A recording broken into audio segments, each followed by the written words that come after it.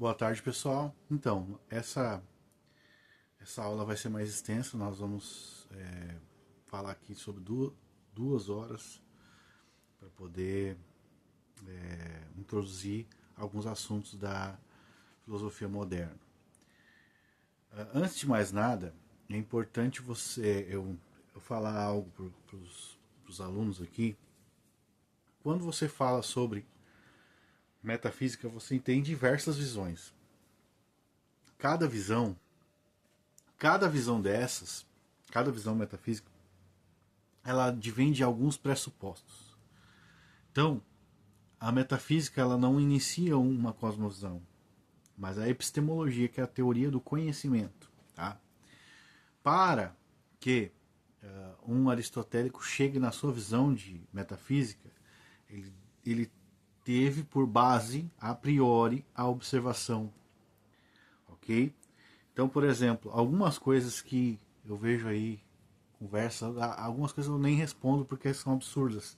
Porque já se está pressupondo uma epistemologia que eu não defendo, eu não preciso me defender de uma epistemologia que eu já refutei, entendeu? Então, como eu refutei a epistemologia desde a base, é desnecessário que eu fique lidando com assuntos novamente. Então, eu quero ensinar vocês isso. Então, por exemplo, assim, a pessoa levanta que uma causa é o que é mais comum. Se o ser humano não é uma causa real no mesmo sentido que Deus, ele não é um ser real. De acordo com que padrão? Essa é a pergunta. De acordo com que critério? Da escritura ou da tua experiência ordinária? Ou seja, da tua experiência empírica. Então, por exemplo, assim, se eu não sou a causa de abrir essa tampa aqui, de mover essa tampa, então eu não sou um ser real. Isso com base em quê? Porque na experiência diz que tu é a causa dessa... Por quê? Porque eu estou vendo. Então só porque eu vejo a mecânica da coisa acontecendo, vamos dizer assim, a aparência da coisa acontecer, então quer dizer que eu já posso chegar à conclusão de que todo ser que não é causa é então um ser fictício. Não posso chegar à conclusão. Porque eu não posso nem chegar à conclusão que todo ser move isso aqui. Que ele próprio causa esse movimento aqui. Eu não posso chegar a essa conclusão. Eu posso chegar que na minha experiência ordinária, e dentro desse horizonte de realidade, na filosofia, eu causo esse movimento aqui. Mas eu não posso chegar na questão metafísica a partir daí. Eu estou falando de uma linha vertical, ou seja, da visão de baixo para cima, como que funciona. Então, por partir de um pressuposto empírico, ou seja, de observação do movimento, se fazem muitos espantalhos e muitas falácias em cima tanto do ocasionalismo como diversas outras, até do próprio compatibilismo, linhas de explicação metafísica principalmente na questão teológica. Né? Então, eu não preciso responder. Uma pessoa que diz que porque se algo não é a causa, né, física, ou a causa de algo, ou a causa, enfim, de algo, então aquilo ali não é um ser real. Ela é uma pessoa que tem que defender esse pressuposto de que as coisas, ou um ser real, é a causa real das coisas. Ela está tentando inverter o ônus da prova. Ela deve demonstrar, biblicamente, que em relação a Deus ela é uma causa, e é uma causa verdadeira. E ela deve demonstrar, biblicamente, que então, depois de demonstrar que ela é uma causa verdadeira, ela tem que demonstrar ainda que todas as causas verdadeiras, né, todos os seres reais são causas verdadeiras. E não o contrário. Né? Então, tipo assim, é uma desconstrução de uma falácia que eu não preciso responder. Tem diversas coisas que vocês precisam ficar ligados. Então, por exemplo, eu não preciso responder coisas porque você está num parâmetro tão baixo de relação, porque a pessoa está vendo o movimento, ela está deduzindo que do movimento, então a coisa funciona daquela forma, entendeu? É como se eu tivesse que explicar o que é observar um pano. Ah, mas é fácil observar. Ah, o pano ali, ó. Tu tá vendo um pano ali, ó. Mas se um cientista for explicar, o C.S. Lewis fala isso, o que é enxergar o pano, ele vai falar sobre como a luz do pano bate na minha retina e os meus nervos ópticos recebem essa informação, então isso é convertido no meu cérebro, e isso é enxergar o pano. Ou seja, a mecânica toda, na ciência, até a ciência própria empírica, ela é mais complexa do que do próprio ato de observar. Então eu não posso ser reducionista a ponto de deduzir então que porque eu vi agora um lenhador batendo na árvore, então ele é a causa real daquele corte. Então agora eu deduzo a partir desse particular, dessa minha observação, que ele é a causa daquele corte, que o machado é a causa daquele corte, ou seja, a parte metafísica, a parte invisível eu removo. Eu simplesmente observo e por essa observação digo tudo. Entendeu? Mas não é assim que a Bíblia diz, né? A Bíblia diz que Deus faz todas as coisas. Não me interessa a explicação que ele vai ter a partir de uma experiência empírica. Não faz a mínima diferença para mim. E quando a Bíblia toma uma analogia, daí a pessoa vai dizer, tá vendo aqui, ó, Deus é o lenhador, o homem é a árvore, ou Deus é o que borda o bordão, o homem é a madeira. Mas a Bíblia toma outras analogias maiores, então para que eu vou recorrer a essa? Ou seja, ela tem, embora ela traga essa analogia, a analogia é restrita só por dentro do contexto onde ela está. E quando a Bíblia ela vai ampliando a questão metafísica, eles vão dando passo para trás. Então, eu não preciso ver a coisa de um nível mais baixo. O arminiano faz isso. Ele sempre que ele é confrontado, por exemplo, por textos bíblicos que dizem que Deus causa tudo, ou que Deus causa o mal, ou que Deus é a causa da nossa salvação, Deus opera o querer realizar, ele volta de novo para trás, para um texto mais subjetivo, um texto, na verdade, mais que tem a ver com um imperativo, né?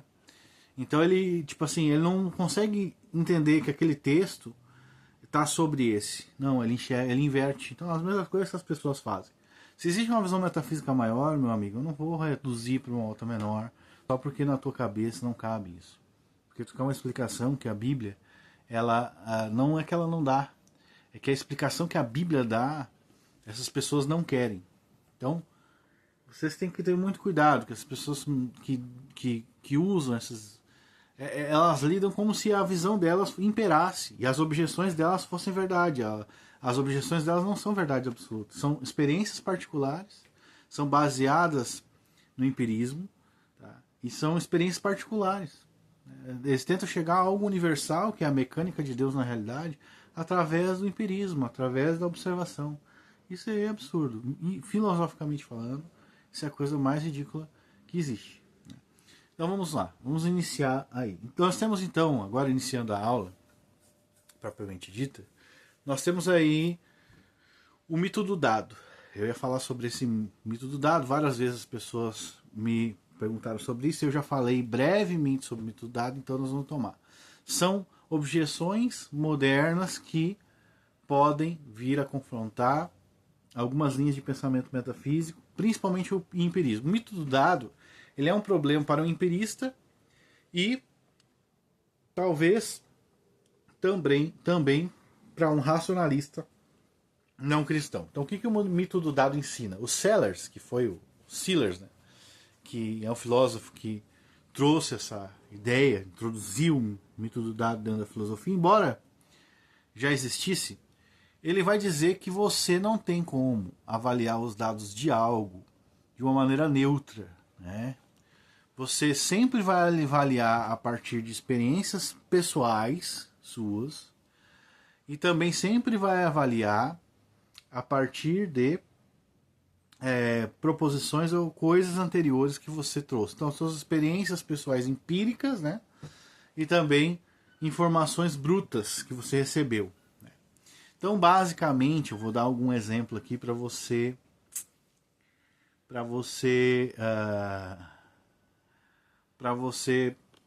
perceber. Então, vamos supor que a gente está num julgamento. Então, a gente tem toda a pressão social. Quem lida muito com isso são juízes, né? Você tem toda a pressão social, um cara estuprou uma mulher. Aí você tem um vídeo. ele entrando com a mulher lá, e depois a mulher saindo toda rasgada ali. E você tem a pressão social, você tem a mulher, então você tem uma testemunha, então você tem um outro caso parecido que aconteceu.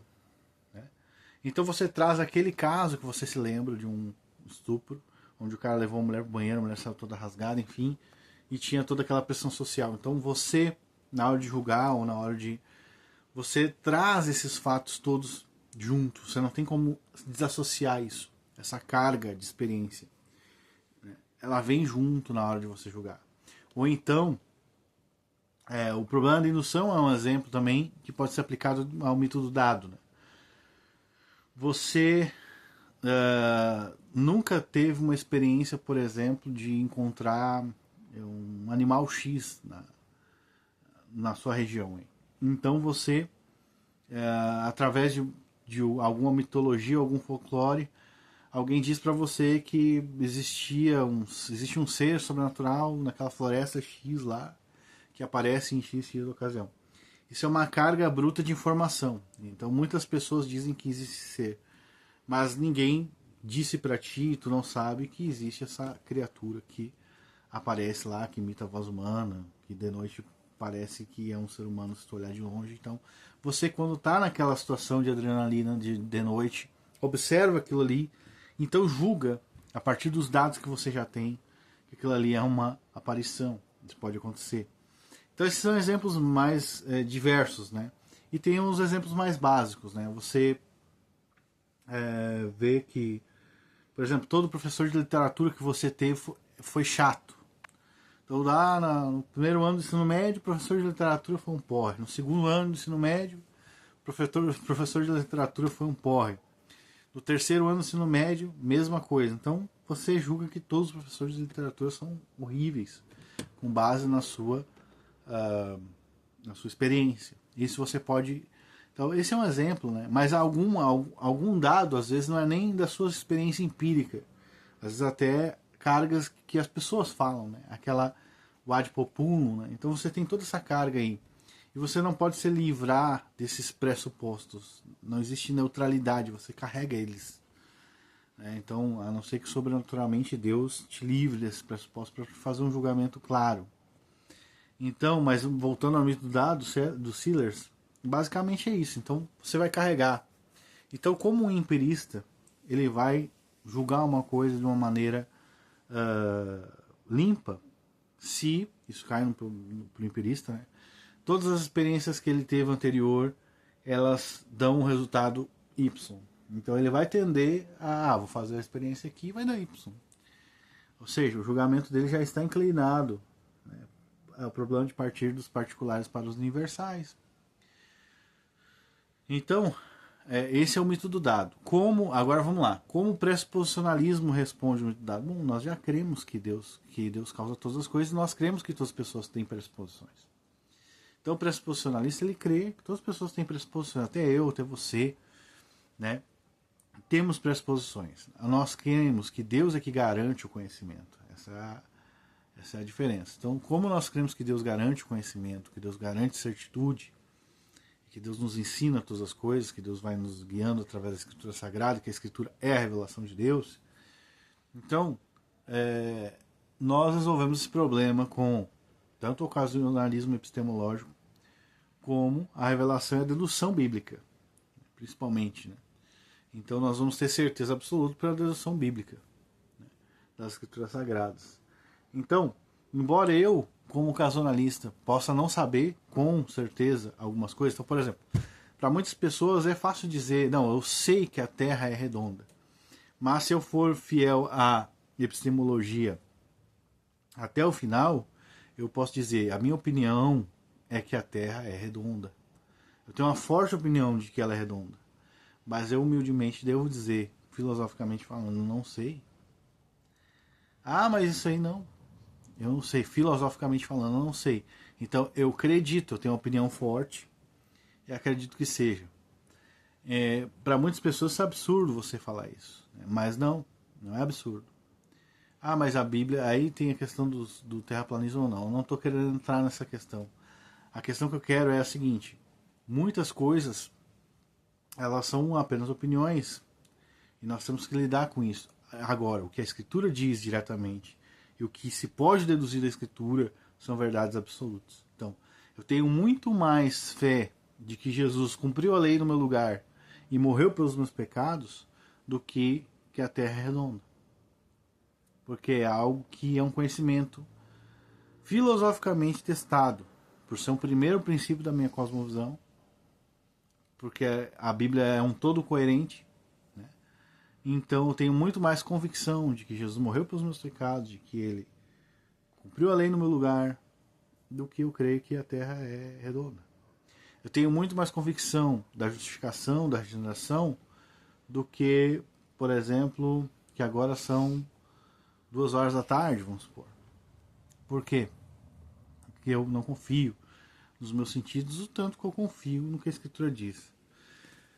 Tem uma outra questão também que vai ser levantada aí pós-moderno. Então o mito do dado ele vai ser respondido de maneira simples no pressuposicionalismo. Né?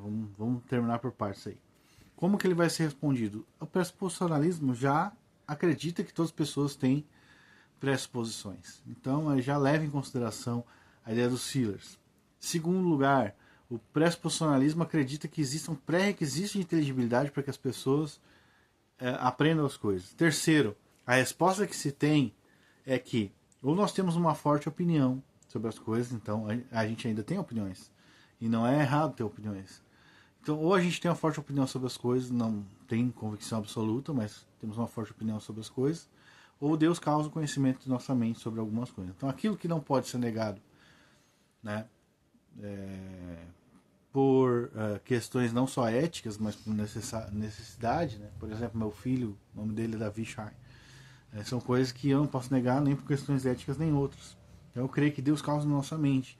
E aquelas coisas pelas quais a gente tem uma forte opinião, Deus também pode causar na nossa mente.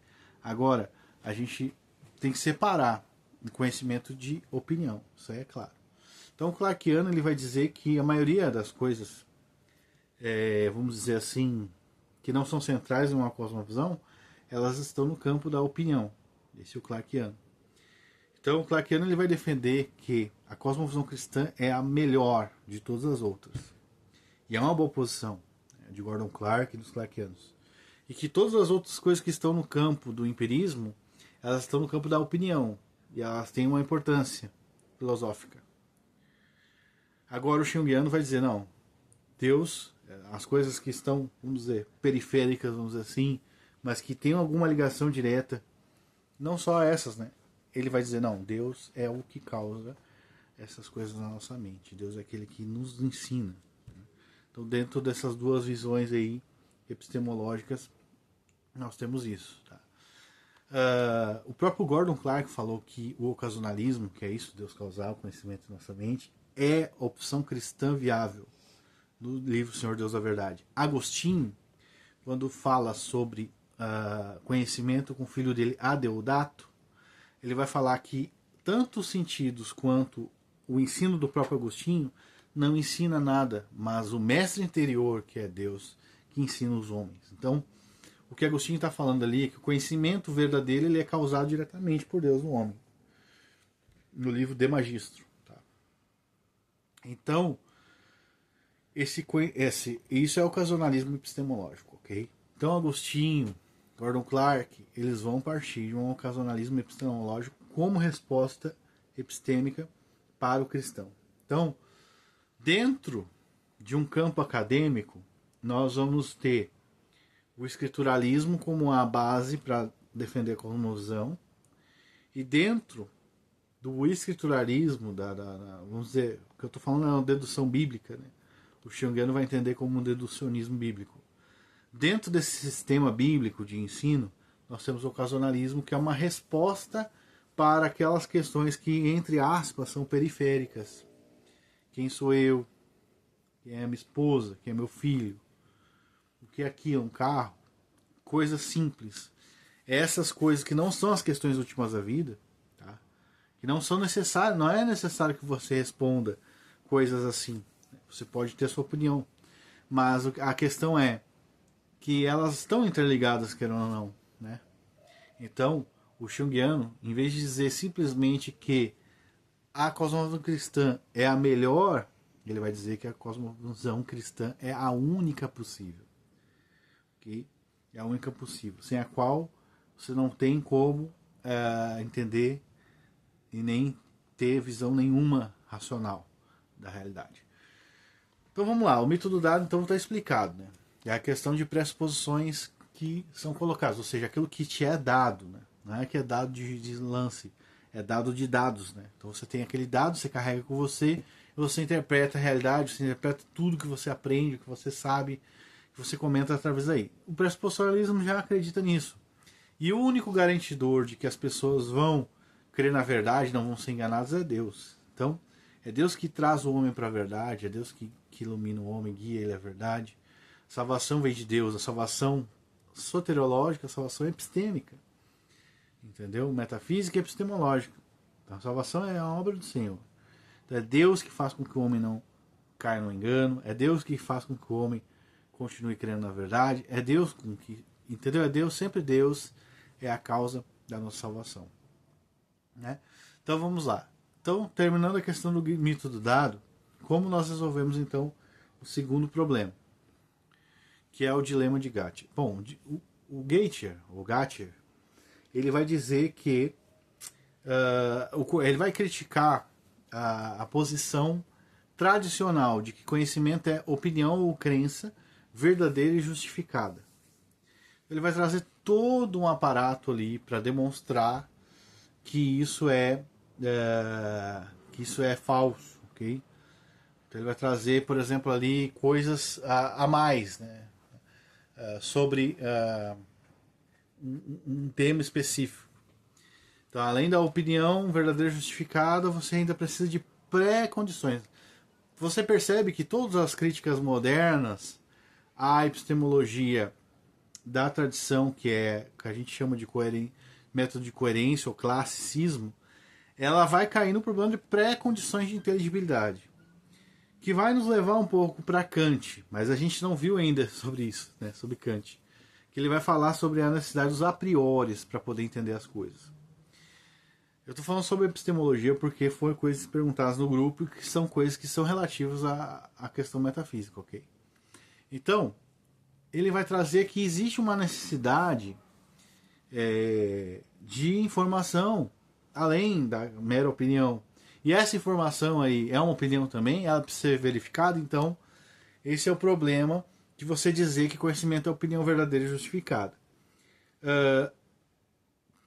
Como você pode ter percebido no que eu já falei antes, né? E na questão sobre o pré-requisito de inteligibilidade, ou a priori, eu já disse que essas coisas, elas necessariamente não são dadas por Deus. Então a resposta a essas questões modernas geralmente vai apontar diretamente para Deus como causador do nosso conhecimento. Tá? Essas perguntas que eles levantam, elas vão levar em consideração, elas vão levar até o ponto em que você deve reconhecer que ou o homem já conhece as coisas, então ele lembra, que é a teoria da reminiscência platônica, ou Deus causa o conhecimento no homem. A gente não é reencarnacionista, a gente não vai defender a reminiscência platônica. Em outros vídeos eu também disse qual é o problema da reminiscência platônica. O problema da teoria da reminiscência platônica é que você tem que chegar até um começo, né? Se o cara está sempre se lembrando do que ele aprendeu nas vidas passadas, em algum momento ele aprendeu. E aí vai começar onde, né? Na primeira vida passada. E como a primeira vida passada ele aprendeu? Então isso aí responderia a epistemologia. Então esse é o problema da teoria da reminiscência platônica. Já a teoria do ocasionalismo não tem esse problema. Deus é a causa do conhecimento, né? Como Agostinho fala para Deodato lá em De Magistris, pronto. Então, tanto o dilema de Gattier quanto o mito do dado de Sealers, eles têm uma resposta básica no pressuposicionalismo, né? Então, nós cremos que temos pressuposições, então não há um problema, né, você dizer que o conhecimento é a opinião verdadeira justificada, porque nós já partimos do pressuposto e nós temos pressupostos. Né? E segundo, que Deus é a causa do nosso conhecimento. Né? Agora, é importante dizer que o Goethe, ele é criticado, né, por muitos filósofos que dão, como é que eu vou te dizer, diversos percalços no ensinamento dele. Não vou lidar com isso aqui porque eu acredito que nós já lidamos satisfatoriamente. Tá? Depois eu posso até me aprofundar mais sobre isso. E o último, então o último foi trazido no grupo, né, que dizia a respeito, que é uma crítica, né, à metafísica como sendo uma coisa fantasiosa, né? Ou como uma mera resposta, né? De fuga do realismo. A gente tem que estabelecer o que é realismo, antirrealismo, né? O que é realidade. A gente deve estabelecer diversas coisas, né? Então, o realismo, ele não é o contrário à metafísica, tá? Eu sou um realista. Por exemplo, isso aqui é uma mesa. Eu estou em, deixa eu ver, 15 de abril de 2025, né? Aproximadamente às 2 horas da tarde. Agora meu relógio está ocultado porque eu estou gravando esse vídeo, mas enfim. Então eu sou um realista. Eu estou no espaço físico na cidade de Capão da Canoa, um bairro chamado Araçá. Tá? A minha experiência ordinária, isso diz respeito à minha experiência ordinária. Então, antes de eu falar sobre isso, eu vou falar sobre experiência ordinária. Nenhum pressuposicionalista nega a experiência ordinária. O que é experiência ordinária? É a nossa experiência direta com a realidade. Então, a nossa experiência direta, eu meio movi esse pano aqui, isso é a minha experiência ordinária. Ela é inegável. Ela é toda uma realidade. Estou movendo esse pano, estou amassando ele. Só que isso não quer dizer que eu sou a causa metafísica disso. Agora, eu, na minha linha horizontal, causo isso. Eu entendo que eu causo isso na minha linha horizontal. Mas eu não estou falando de metafísica. Estou falando da minha experiência ordinária. E, além disso, né, também não posso negar verdades espaciais, verdades temporais, como eu dei aqui, verdades físicas, como eu dei aqui, ok? Mas isso não é uma explicação epistemológica. A explicação epistemológica, lembra que eu dei o exemplo aí do próprio C.S. Lewis? C.S. Lewis dá esse exemplo. Embora seja arminiano, esse exemplo é bom. Você pede para um cientista explicar o que é enxergar esse objeto, ele vai dar uma explicação muito mais complexa. Se você disser, eu vi esse pano, então, meus olhos estão vendo esse objeto. Então, a explicação simples, vamos dizer assim, não quer dizer que ela esteja mais correta que a explicação complexa. É até errado a gente dizer que só porque algo é simples, isso é mais, vamos dizer assim, correto. Agora, quando se diz respeito à experiência ordinária, a gente reconhece as verdades que estão ali. Por exemplo, eu estou segurando esse objeto, eu estou movendo esse objeto, eu estou causando isso aqui. Agora, isso não é a verdade inteira. Eu devo entender toda a realidade, né? Não só isso aqui. Eu devo buscar na Escritura Sagrada para entender as coisas, né? Não me reduzir a minha experiência empírica que nem um macaco, né? O macaco se reduz à experiência empírica, ele pega o cocô, atira nos outros e dá risada, e, né, se diverte. Isso é uma redução. A gente não pode fazer isso. Então isso é experiência ordinária. Então nenhum pressuposicionalista ele vai negar a experiência ordinária. Então, portanto, todos são realistas, no sentido de que sim, eu estou em Capão da Canoa, meu nome é Yuri, eu tenho 1,77 m de altura, etc, etc. A questão é que não só pressuposicionalista, ele vai olhando filosoficamente, responder essas questões através de um método dedutivo do seu primeiro princípio. Porque não adianta eu abraçar um primeiro princípio que diga que isso aqui é um pano e pronto, tá? Que nem um empirismo, e tipo assim, enxergar o pano é olhar isso aqui com os olhos e deu, ou os reducionistas empíricos, né? Ou simplesmente o método científico ali, né? Ah, porque esse aqui a luz refletiu ali na tua retina e tal. E reduzir. Esse é um reducionismo. Eu tenho que ter mais do que isso. Eu tenho que ir adiante, né? Tem que ver o que a Escritura diz. Isso não é uma resposta à questão última da vida. Eu estou simplesmente fechando os olhos para os problemas epistemológicos que existem ali. Então se assume a realidade, que, ou o primeiro princípio, vamos dizer assim, que responda melhor ou responda unicamente, o único que responde, né, às questões últimas da vida, que seria a Bíblia Sagrada. Quais são as questões últimas da vida? Vamos lá. Vida após a morte, ética, epistemologia, metafísica. Então, o primeiro princípio que responder melhor, esse é o primeiro princípio que se deve assumir. O que for coerente, ou que o único que responder é o único possível, esse que se deve assumir. Não necessariamente aquele primeiro princípio que, dentro do seu próprio sistema, que é autocontraditório, ou que pode ser refutado pela indução, que é o empirismo, responda particularidades, né, sobre o que é observar um objeto. Então não se reduz a isso. Então, não é antirrealismo e não é algo absurdo você defender o cristianismo, né, ou defender a realidade bíblica, né, como sendo o primeiro princípio da nossa cosmovisão. Dito isso, então, eu vou para próximos pontos aí necessários de falar. Isso ainda estou falando sobre filosofia moderna e alguns problemas modernos que aparecem na filosofia.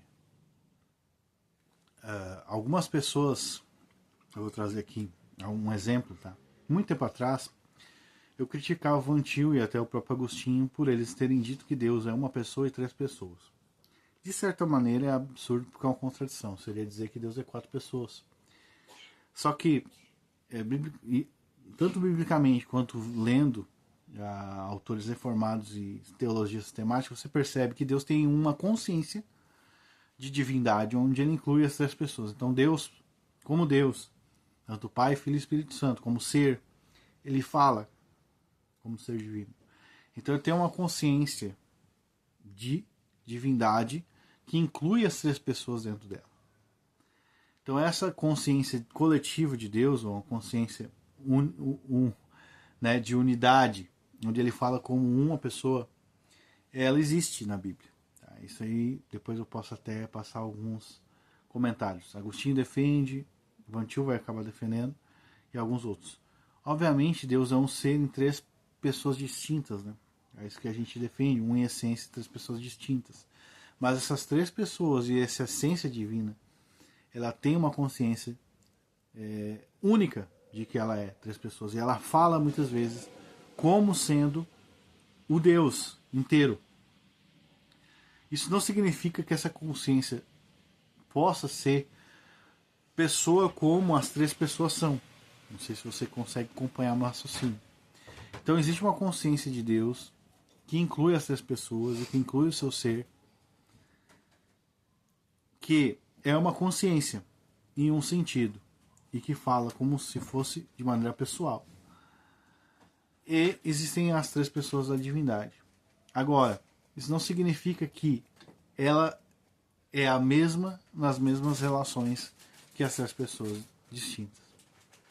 Ela essa definição, ela deve se reduzir àquilo que é revelado na Escritura, né? Então a Escritura revela um Deus que fala, muitas vezes como as três pessoas divinas. Toma a frente como um ser, o ser de Deus, né? Falando.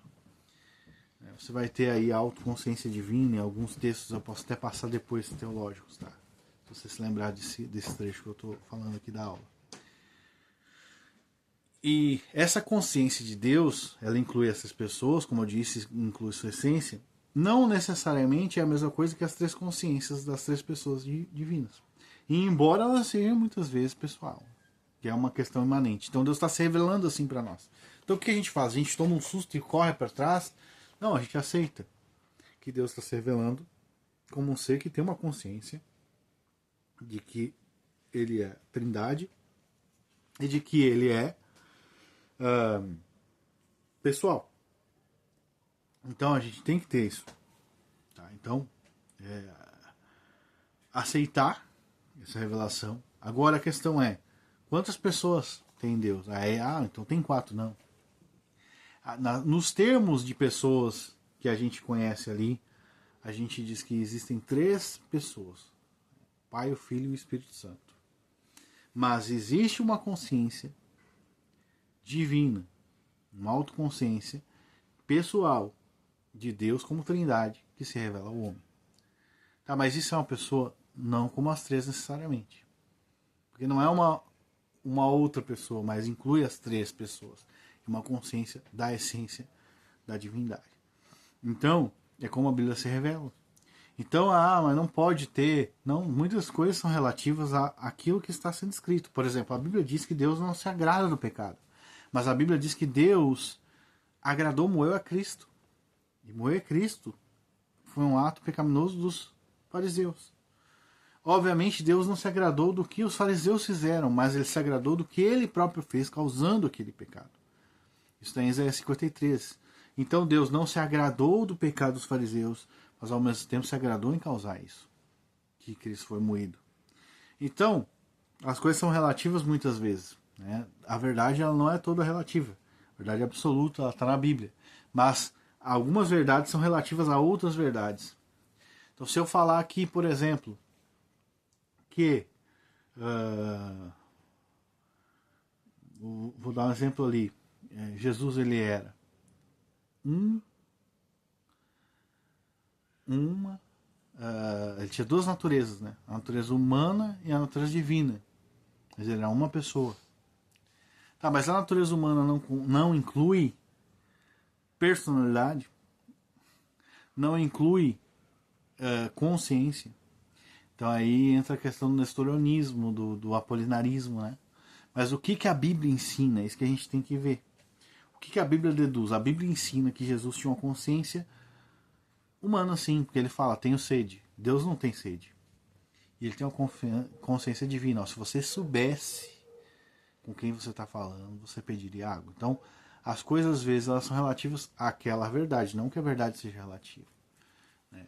Então, na revelação de Deus, a gente deve aceitar ela como ela vem, não ficar trazendo problema. Então, a questão da causalidade é essa.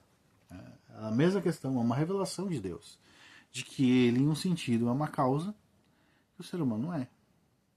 O ser humano não pode ser causa como ele é. Deus faz todas as coisas. Deus escreve nossos dias e os determina. Né? Então, Deus faz todas as coisas. Isso inclui a eficácia dos atos, bons e maus, a natureza boa ou má, e os meios pelos quais isso acontece, Deus, o diabo causando, ou a nossa carne, não anulam a verdade que é Deus que causa. A mesma coisa ocorre quando a gente analisa, por exemplo, a Bíblia em Gênesis. Né? Só porque não é dito que Deus causou a queda de Adão, não quer dizer que Deus não estava sendo o mesmo, porque a Bíblia diz que Deus não muda em Malaquias, que faz todas as coisas em Eclesiastes 11:5, que faz todas as coisas em Efésios 1:11. A gente não recebe a revelação bíblica e descarta um texto bíblico agora para poder analisar aquele texto no contexto, né, sem o resto da Bíblia. Não, a gente já parte pressupondo o que a Bíblia diz, né, na revelação completa. Então é muito importante a gente fazer isso, senão a gente vai acabar não só caindo em heresias, como caindo em falácias. Então, é bíblico dizer que Deus é a única causa em um sentido, de maneira como ele não é? Foi Deus que me enviou para cá, não vocês. Deus é que causou tudo isso que aconteceu comigo. Gênesis 45:8. Né? Ou então outros textos bíblicos, né? Onde diz, porque Satanás levantou um cesto, Deus levantou o censo.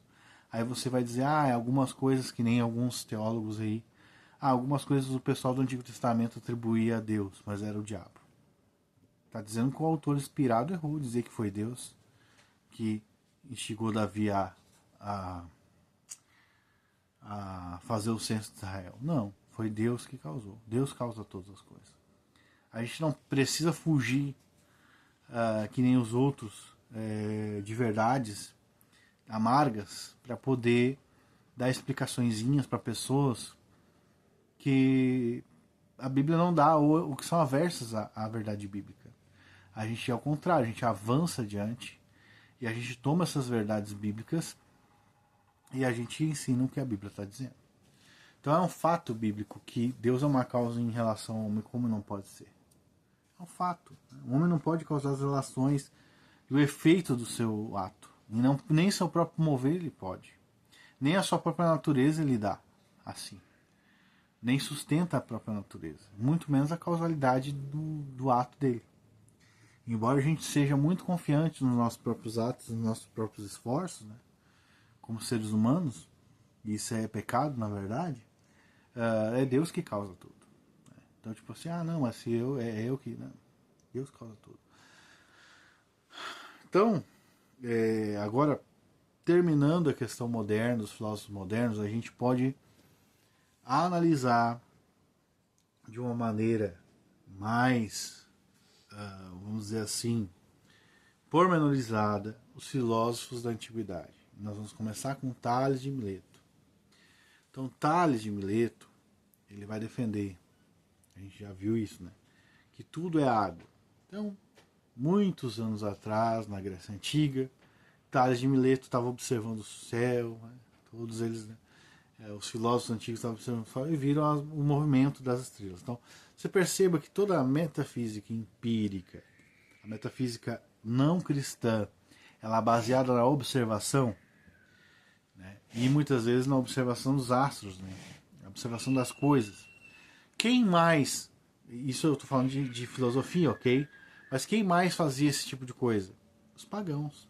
Os pagãos observaram os astros, obviamente isso é uma questão menos científica, modernamente falando, mas então eles deduziam, aquele ali é Apolo carregando o Sol, né? Aquele Sol é Hélio, está sendo carregado por Apolo. Ou então os pagãos lá da antiguidade, mais antigos, né? Aquele ali é El, ou aquele ali vamos dizer assim, aquele ali é Baal. Então, eles têm essa visão de observar as coisas e então induzir dessas experiências a sua cosmovisão, visão de mundo, a sua metafísica. Muitos se criticam os religiosos pagãos por fazer isso, mas os filósofos também fizeram isso, né?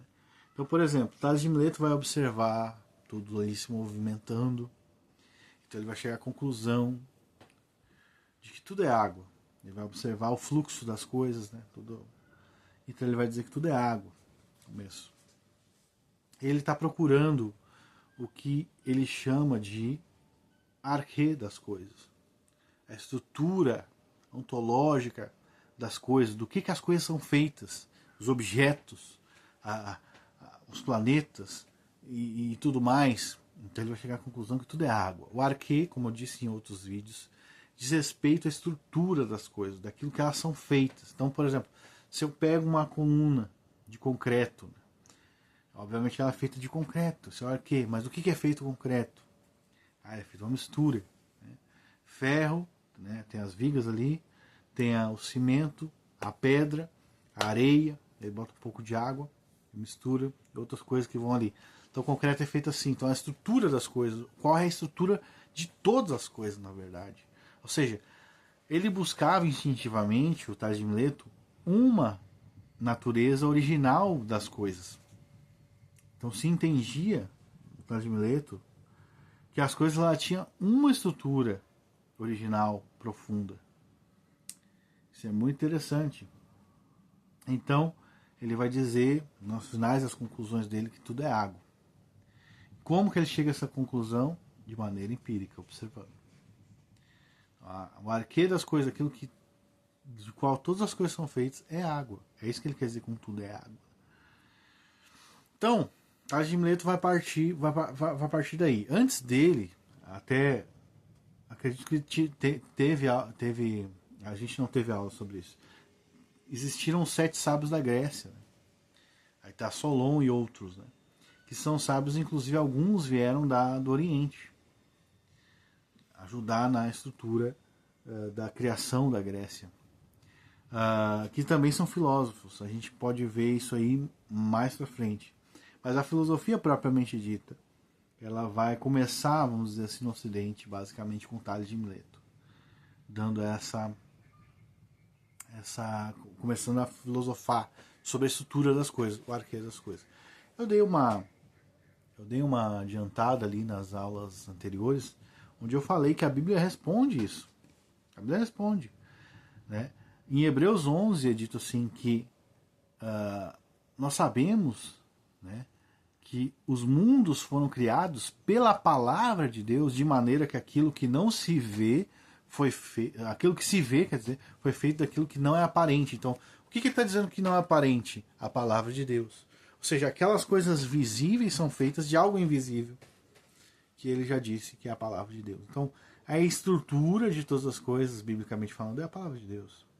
Então, o que define realidade para nós, cristãos, é o que a Bíblia diz. Então, se a Bíblia coloca Deus como uma causa que o homem nunca vai ser causa, ou se a Bíblia coloca Deus como uma causa de todas as coisas, a gente não tem o direito de reduzir isso por causa de considerações empíricas e de objeções falaciosas de outras pessoas. A gente não tem o direito de fazer isso. A gente não tem o direito de pegar e reduzir o controle de Deus, reduzir a causalidade divina, porque alguém veio e disse que, não, se o homem não é uma causa real como Deus é uma causa, né, então ele não é uma causa, não é mudança, não ocasiona mudança na realidade do devir, então o homem não é real, não é um ser real. Onde a Bíblia diz isso? Em nenhum lugar. Ele está fazendo isso baseado não é lógica, no empirismo. No empirismo você observa ali um homem batendo numa árvore, então a árvore é machucada. É uma mecânica baseada no que você vê. E ainda é uma mecânica bem pueril mesmo. Se for pro lado científico mesmo, tu vai ver que os átomos eles nem se chocam. Você vai ver, se você for para a questão da empírica, se a gente usando o próprio empirismo, tá? A própria ciência, você for cada vez mais profundo ultimamente, as coisas não se tocam. É a coisa mais louca que você pode, né? Mas existem os átomos ali, entre os elétrons, né? Fazendo as ligações, e a matéria mesmo toda, ela não se toca. As nuvens de elétrons ali que tem essa relação de... Mas enfim, isso é algo que é muito elevado. Se a coisa empírica já é elevada demais para eles, imagina a coisa metafísica. A gente não está falando sobre coisas que a gente vê.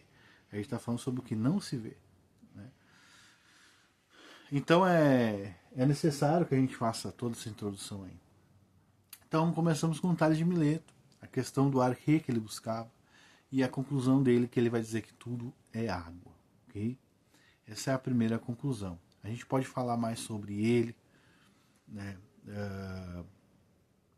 Os discípulos que ele deixou e tudo mais. Mas a gente vai se manter agora a questão do arquê. Como eu disse, é a estrutura de todas as coisas. É isso que significa ar. Eu quero que você memorize isso. Isso vai reaparecer na filosofia em diversas vezes, com Heráclito e com todos os outros, e depois mais vamos dizer assim, no atomismo, né? E no materialismo, no naturalismo. Ou seja, é uma questão muito importante para os não cristãos, essa questão. Os empiristas, é algo que perturba eles, a natureza das coisas, ou seja, a estrutura original das coisas. É algo muito importante. Mas a Bíblia responde que as coisas visíveis são feitas do que não é visto.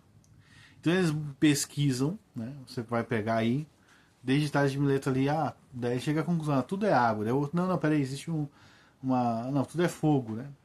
Aí o outro vai dizer, não, tudo é isso, tudo é aquilo. E aí vai chegar os atomistas, não, tudo é átomo. Aí o atomista agora moderno, não é, tudo é subpartícula, fóton, elétrons, né? Os elétrons são partículas. E aí você tem tudo isso, ok? Então você tem tudo isso. E sempre existe uma resposta, mas a resposta nunca está naquilo que pode ser investigado pelo homem na Bíblia. Então eu estou dando uma visão, embora seja uma aula de metafísica, eu estou dando uma visão bíblica para você.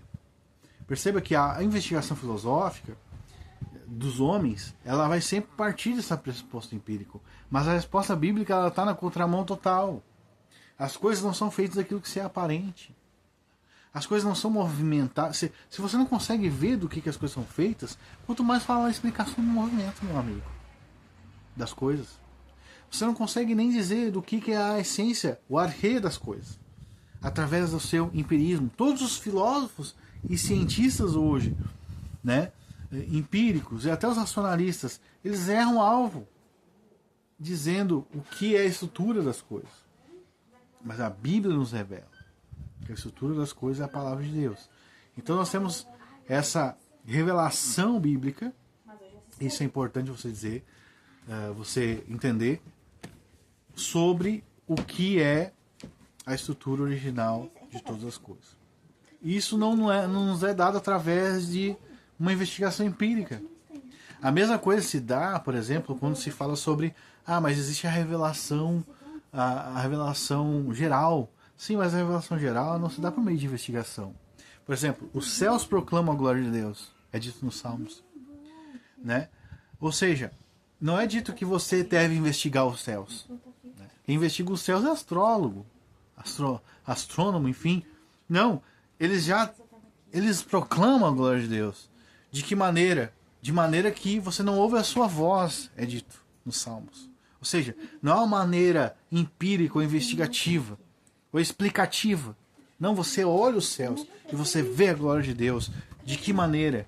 Não através da indução, ou seja, de um raciocínio baseado no que você vê. Algo comunica a você, sem palavras, a glória de Deus. Esse algo é obviamente o próprio Deus na criação, né, causando isso dentro de nós. Então, não existe um conhecimento que venha das coisas por osmose, por uma observação, mas existe Deus como mestre e causando a vida nas coisas e causando todas as coisas para que você venha a ter conhecimento. Então, perceba como a mesma coisa vai acontecer em Romanos 1, né? Que os homens, eles tendo conhecimento de Deus. Esse texto, tendo conhecimento de Deus, quer dizer que Deus revelou neles. No original você vai ver, Deus revelou neles o conhecimento, né? Ele vai dizer, porque os atributos de Deus, a sua própria divindade, podem ser vistos nas coisas criadas. Paulo não diz que podem ser raciocinados nas coisas criadas. Isso é empirismo. Ele diz que podem ser vistos. Você vê o atributo de Deus, mas isso não quer dizer que você conheceu, você viu. A mesma coisa quando você vê no universo a glória de Deus. Como você aprende a outra história. Você vê. Entendeu? Os atributos, você vê os atributos de Deus na criação, mas o que te ensina é o próprio Deus. Jó fala, né? Aquele no qual pertence todo o conhecimento. E Jesus disse que ele é o mestre interior. Então, quero que você raciocine sobre isso. Eu vou baixar aproximadamente 1 hora de vídeo no canal. Depois eu vou continuar. A gente vai continuar partindo de Tales de Mileto e dos outros adiante ali para fazer o nosso curso, tá?